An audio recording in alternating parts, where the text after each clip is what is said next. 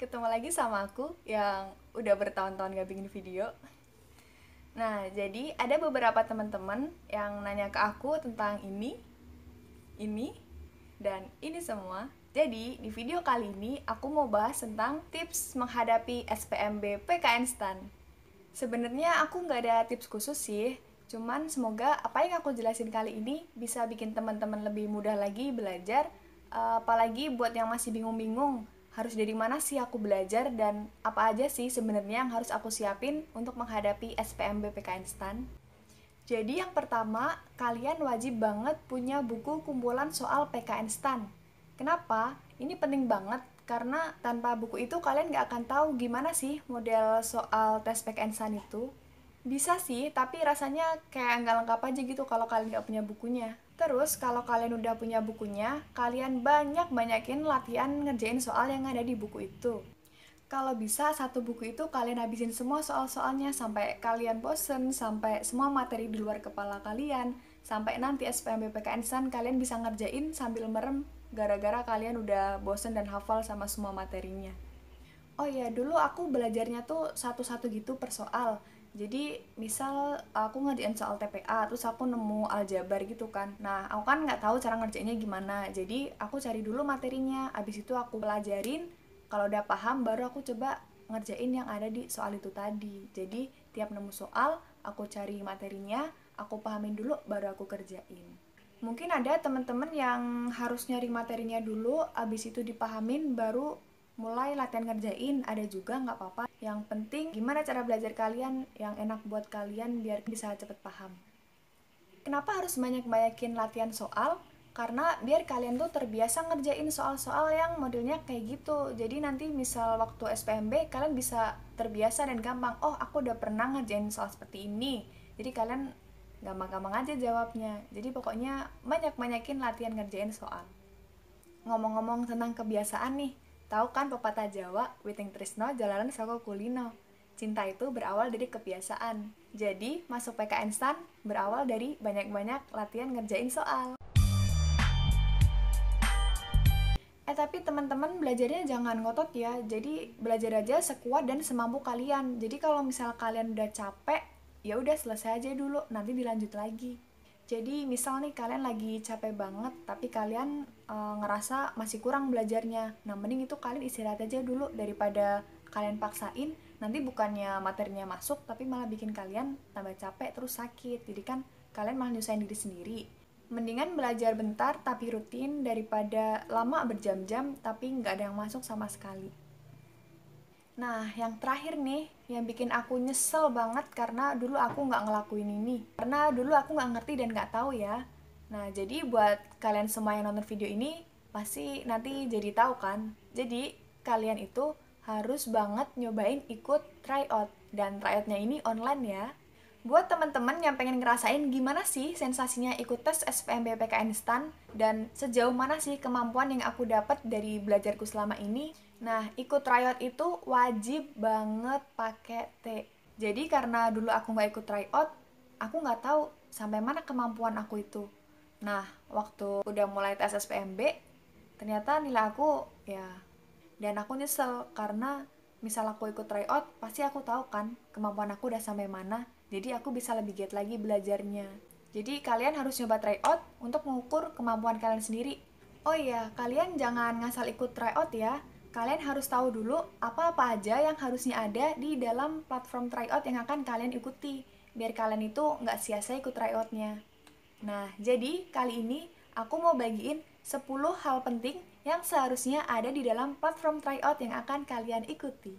Yang pertama, sesuai dengan standar PKN STAN yang terbaru. Kalian harus cek dulu, udah sesuai belum dengan pengumuman yang terakhir sesuai dengan Peng nomor 45 tahun 2019. Jadi kalau misal nggak terbaru, ya jangan diikutin. Nah, kalian bisa cek lewat jumlah soal maupun ambang batas yang ada di situ. Karena tiap tahun itu peraturannya bisa berubah-ubah. Jadi harus sesuai dengan peraturan yang terbaru atau yang terakhir. Yang kedua, soal yang berkualitas. Nah, ini penting banget. Coba bandingin dengan soal-soal PKN STAN yang asli. Karena banyak soal TPA yang bukannya mirip dengan soal SPMB PKN STAN, tapi malah mirip dengan soal SPMB. Nah, jadi minimal harus samalah pola atau model soalnya. Yang ketiga, tersedia pembahasan.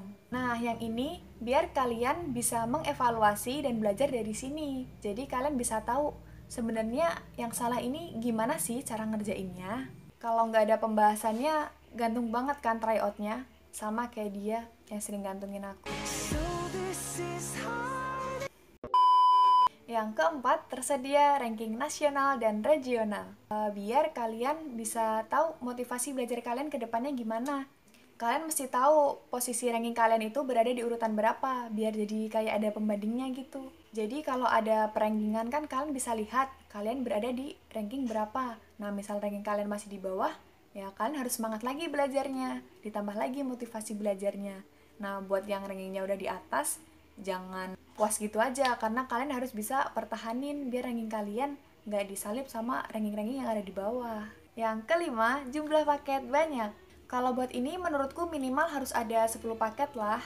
Kenapa? Karena semakin banyak soal, semakin banyak kita belajar dan berlatih soal itu. Yang keenam, bisa dikerjakan lewat HP.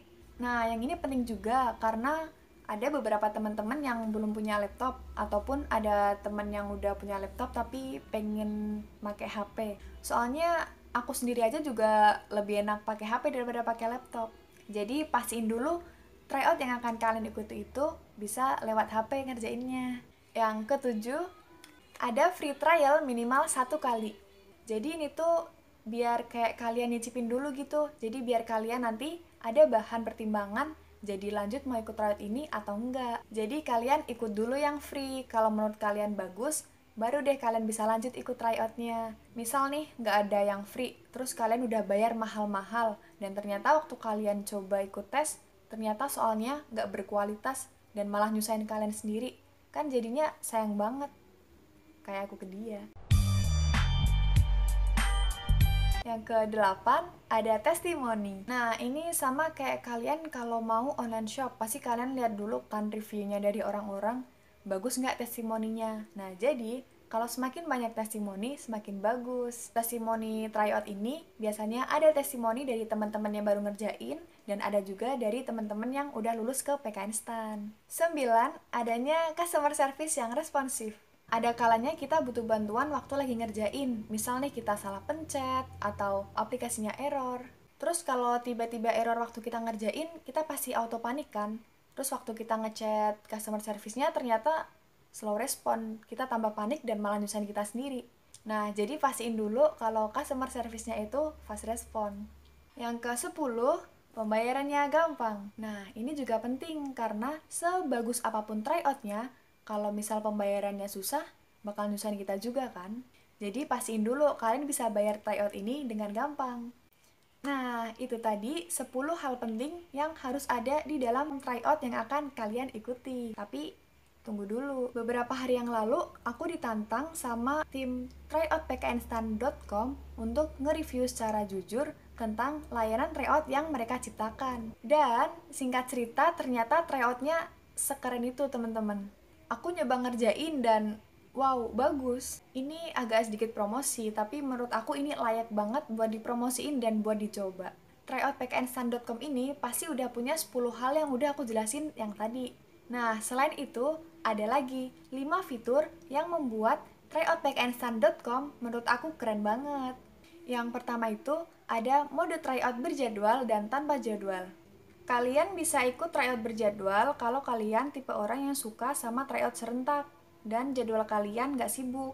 Mode ini biasanya cocok buat alumni. Terus kalian bisa ikut tryout mode tanpa jadwal kalau kalian orang yang sibuk atau jadwalnya padat. Mode tryout ini bisa dikerjakan dimanapun dan kapanpun. Mode yang ini cocok buat yang masih kelas 12. Oh ya, kalian bisa ikut kedua-duanya karena paket soalnya berbeda. Yang kedua, bisa dikerjakan berulang-ulang. Nah, teman-teman bisa ngerjain tryout ini secara berulang-ulang. Cuman, yang masuk ke perankingan nasional cuma yang tryout pertama ya. Biar adil gitu, teman-teman. Jadi, kenapa harus dikerjakan berulang-ulang? Karena biar teman-teman khatam dan paham banget di tryout tersebut sebelum move on ke tryout yang selanjutnya. Nah, di tryoutpknstan.com ini, setelah kalian kerjain soalnya, nanti tombol kerjakan akan berubah menjadi kerjakan ulang. Jadi kalian bisa ngerjain soal itu berulang-ulang. View pengerjaan tryout. Nah, fitur ini buat ngecek jawaban apa yang udah dijawab, jawaban mana yang benar, jawaban mana yang salah, dan lain-lain. Intinya, dengan fitur ini, kalian bisa mengevaluasi pengerjaan tryout yang barusan kalian kerjain. Jadi, untuk tryout kedepannya bisa lebih maksimal lagi. Yang keempat, adanya statistik tryout. Di fitur ini, kalian bisa bandingin nilai kalian dengan pesaing se-Indonesia. Nah, di fitur ini ditampilkan nilai kalian, nilai rata-rata seluruh peserta, nilai tertinggi, nilai terendah, dan lain-lain. Jadi semacam grafik gitu, biar kalian bisa lebih mudah tahu perbandingan nilai kalian dan pesaing yang lain. Yang kelima, adanya analisis kelulusan dan jurusan. Ini nih yang paling keren. Nah, di sini tuh kalian bisa mengetahui persentase kelulusan kalian dan analisisnya itu detail banget. Bukan cuma kelulusan aja, tapi ditampilin juga jurusan apa yang terpilih. Kalau menurut aku nih ya, kayaknya belum ada deh penyedia tryout yang ngadain fitur seperti ini. Jadi menarik dan keren banget kan? Oh ya, BTW fitur yang ini cuma ada di mode tryout berjadwal ya. Nah, dari apa yang udah aku review tadi, terbukti dengan jumlah pendaftar yang sudah mencapai 3 ribuan member per 20 Februari 2020. Kalau yang ini adalah real-time pendaftar yang terakhir aku cek di web tryoutpknstan.com. Udah banyak banget kan? Oh iya, plusnya lagi, harga tryout ini bener-bener murah banget. Kalau dilihat di websitenya, untuk 20 kali tryout itu harganya cuma 100.000. Jadi 5.000 per tryout. Gila murah banget kan? Ini kalau aku belum masuk ke PKN San, aku pasti udah nyobain tryout ini karena keren banget. Nah, gimana menurut teman-teman semua? Oh ya, nanti kalau ada teman-teman yang minat dan pengen daftar, linknya aku taruh di deskripsi ya. Itu tadi penjelasan dari aku. Semoga teman-teman gak bingung lagi gimana teman-teman harus belajar. Atau teman-teman masih bingung? Ya udahlah ya. Oke, semoga bermanfaat dan dah.